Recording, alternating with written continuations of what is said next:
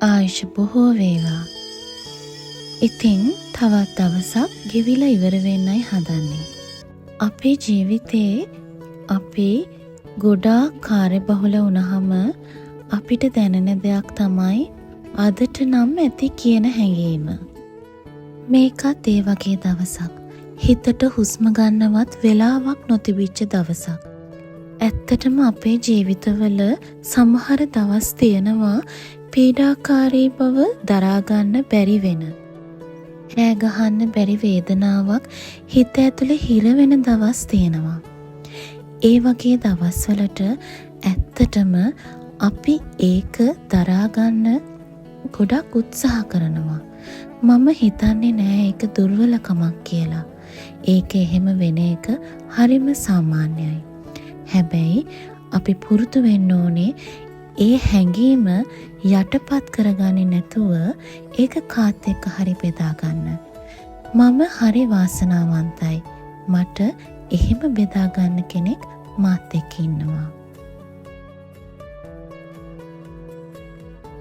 ඉතින් මම මගේ හැඟීම් ගැන එයත් එක්ක කිව්වහම එයා කිව්වා අද එළියට යමු කියලා.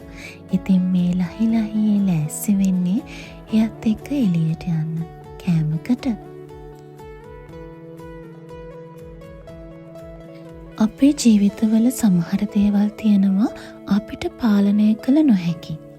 ඒ වගේ පාලනය කරන්න බැරි දේවල් පාලනය කරන්න යන්න හොඳ නැහැ. ඒ එන විදිහට අපි ඒ හැමදේම සතුටින් බාර අරගෙන ජීවිතේ ඉස්සරහට යන්න ඕනේ. පීඩාවන් අපේ ජීවිතයට එන්නේ අපිව වටන්න නෙමෙයි ගොඩනගන්න. මම විශ්වාස කරන්නේ ඒකයි.